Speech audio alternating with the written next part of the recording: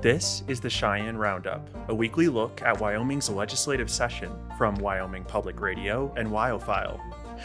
I'm Chris Clements, Wyoming Public Radio's state government reporter, and with me is Maggie Mullen, WyoFile's state government and politics reporter. Hey, Chris. Hello. The legislature adjourned Thursday afternoon, Maggie. The lawmakers have left the building, and so have we. We're recording Friday morning at 10 from our respective reporting nooks. So we want to use this episode to come full circle and revisit something we talked about at the onset of the session, the interplay between the branches of government when it comes to lawmaking. That's been on display this week as Governor Mark Gordon has signed, vetoed, and let bills become law without his signature. And don't forget the judiciary. Yeah, and the constitutionality of some of these measures has definitely been top of mind for Gordon, as we've seen in his letters explaining his decision-making on bills. So let's start with abortion. With these bills, you really get to see the branches doing their thing. We both reported on these measures this week. So far, Gordon signed one abortion bill and vetoed another. That veto was a bill to require patients seeking abortion medications to first undergo a transvaginal ultrasound and a 48-hour waiting period. While maintaining, in his words, a pro-life stance, Gordon said he objected to the bill's invasive nature and its lack of exceptions for victims of rape or incest. That's because a transvaginal ultrasound means using a wand-like device and inserting it into a woman's vagina to detect a fetal heartbeat. Gordon was also concerned, though, about the constitutionality of the bill. There's a lawsuit in front of the state Supreme Court about Wyoming's two near-total abortion bans passed in 2023.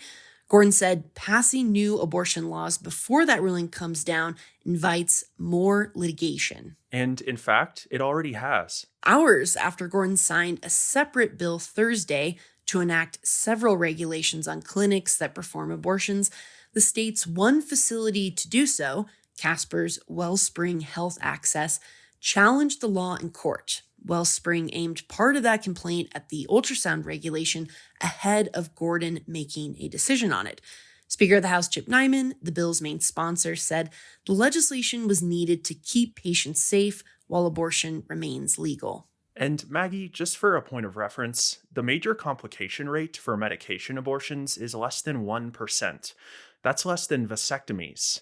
But safety isn't Nyman's only objective. If there's abortion that potentially could be prevented from this and a child's life could be saved, I guess I'd have to figure out what the downside of that is. So Gordon vetoed the ultrasound bill, but the House and then the Senate voted to override it.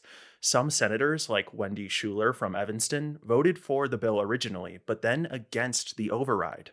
Having taught for a lot of years, and I actually had a couple students in this situation, if they would have had to have gone through what we're asking them to do right now and be re-traumatized, re-victimized, I would feel really bad about that.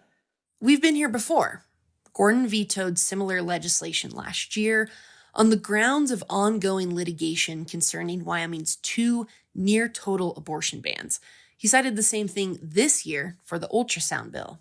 But it's interesting to me that he let the clinic regulations slide this year, given that the constitutionality of prohibiting abortion is still stuck in the courts. Another topic that's tangled up in the three branches is school funding and how that relates to charter schools. Yeah, Gordon vetoed a bill that would remove the current limit of 3 charter schools in the state because he said this isn't the right moment financially. He cited a recent ruling from a Laramie County district judge who said the state is unconstitutionally underfunding public schools. Gordon said that without a plan, adding more charter schools into the mix is premature and unconstitutional. But then the legislature voted to override that veto too. And this year is what's called a recalibration year. Lawmakers are required to update the school funding model, so it'll be interesting to see what they do with the judge's ruling. Speaking of complicated, let's talk about election-related bills. For starters, there were a lot of them, 45 to be exact. So only 8 of those 45 bills made it through the legislative process to the governor's desk? Yep, and the first to get his signature prohibits the distribution of unsolicited absentee ballot request forms. That bill stems from some mailers former Congresswoman Liz Cheney sent to voters in 2022 that had the appearance of being absentee ballot request forms. Gordon vetoed a similar bill in 2023 due to concerns over unintended consequences. At the time of recording, he's vetoed one election bill. That one would have put a minimum threshold on ballots cast in certain bond elections for the proposal to be approved. Gordon cited concerns over constitutionality, and ultimately the House sided with his veto Wednesday when it voted against overriding his decision. The rest of the bills on his desk involve voter registration, banning certain kinds of funding for elections, prohibiting ranked choice voting, and moving up deadlines for forming a new political party. So before we get into the details on those bills, can you quickly and thoroughly summarize every one of the 37 bills that died? Yeah, or what if I just hit the highlights? Yeah, no, that works too. So, Wyoming Freedom Caucus members and allies brought the lion's share of those 45 bills. They ran the gamut from tightening requirements for independent candidates to curtailing the use of student IDs and Medicaid and Medicare insurance cards as acceptable forms of voter identification. Generally speaking, supporters of the more restrictive bills said they're needed to prevent voter fraud and improve Wyoming's elections. Worth mentioning, there have been 4 cases of voter fraud in the last 25 years, according to the Heritage Foundation, a conservative think tank. Some of the most sweeping measures did not make it across the finish line. That included mirror bills to ban electronic voting equipment, including ballot tabulators, plus one to implement a runoff election system for the state's top 5 offices and our federal delegation. That would have moved the primary for those races from August to May, so a pretty big change. Other bills that died involved requiring school board candidates to list their political party affiliation and banning ballot drop boxes. And some of these election bills died because the Senate couldn't get to them quickly enough. Majority Floor Leader Tara Nethercott said at a Senate press conference that she didn't get some of those bills from their committees until Friday, February 28th. And that was also the day that bills had to make it through second reading in their second chamber. So, of the election bills that passed, which is likely to have the biggest impact on voters when they go to cast their ballots in 2026, Maggie? That would be House Bill 156. Under current regulations, Wyomingites are required to provide proof of identity when registering to vote. House Bill 156 would add proof of residency and citizenship to that process. It would also require residents to live in Wyoming for at least 30 days before casting a ballot. Opponents of the bill have said it risks disenfranchising eligible voters, such as unhoused residents, tribal members, and women staying at shelters to flee violence. Gray, however, called it a, quote, landmark election integrity bill and said it would make Wyoming the one state to require proof of citizenship to vote. Last year, Gray proposed via an executive rulemaking process, which is separate from the legislative process, requiring proof of residency during voter registration. Gordon, however, rejected the rules, citing a recommendation of the Legislative Service Office and Management Council. Another area where the governor and legislature are zigging and zagging is DEI. And there's actually a pair of bills I've been reporting on that offer a good example of daylight between the House and Senate, too. So the House brought a bill that bars DEI hiring practices and initiatives in government and in education, but which didn't explicitly seek to outlaw DEI in classroom instruction. Instead, it said that no governmental entity can require instruction promoting what the bill calls institutional discrimination. Gordon signed this one on Tuesday, but then the Senate also had a DEI ban. It went a step further than the House's because it would have dictated what instructors could teach in the classroom.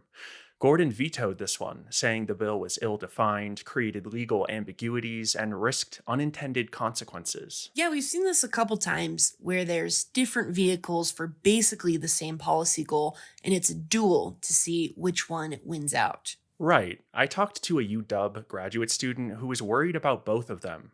Dylan Croft is a type 1 diabetic, and she's worried that programs that aren't federally protected, that are meant to help students with disabilities, are at stake.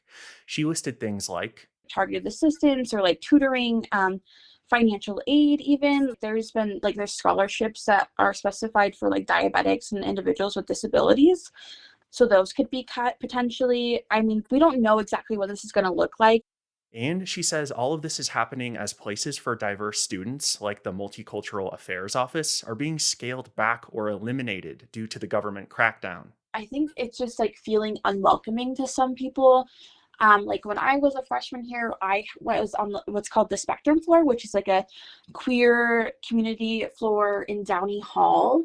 And so like those kind of safe spaces are going away. Croft wasn't sure if the Spectrum floor went away because of these political headwinds, but it's still one less place for diverse folks to hang out. The DEI ban goes into effect starting in July. In our last couple minutes, I want to touch on another topic that had a number of bills on it: property taxes. Yeah, the biggie bill was Senate File 69, which Gordon signed into law on Tuesday. Single-family homeowners will see the 25% cut applied to the first million of their home's fair market value. Lawmakers in the House and Senate heavily amended this bill, as we've talked about. In the end, they removed money to reimburse counties and towns for the property tax revenue they'll lose because of the new law. That backfill, as it's referred to, was a priority for the Freedom Caucus. At the same time, they also said the 25% exemption won't be so bad for local governments since property taxes are only part of their revenue base. Other Republican lawmakers, particularly in the Senate, took a different approach to backfill.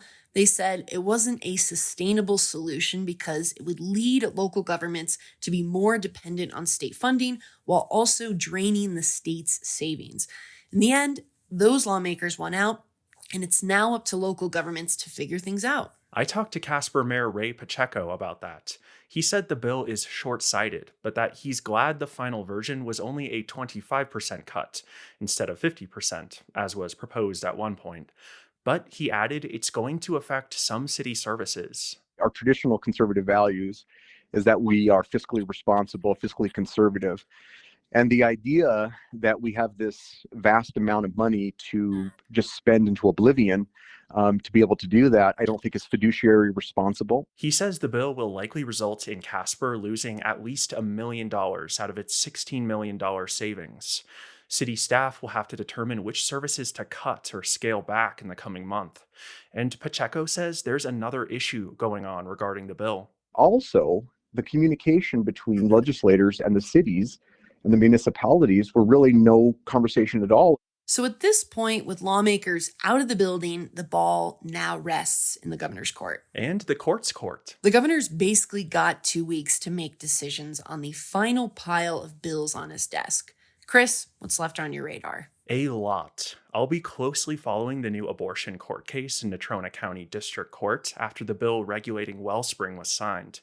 I'll be gathering reactions to some of these bans on where trans folks can go in the state.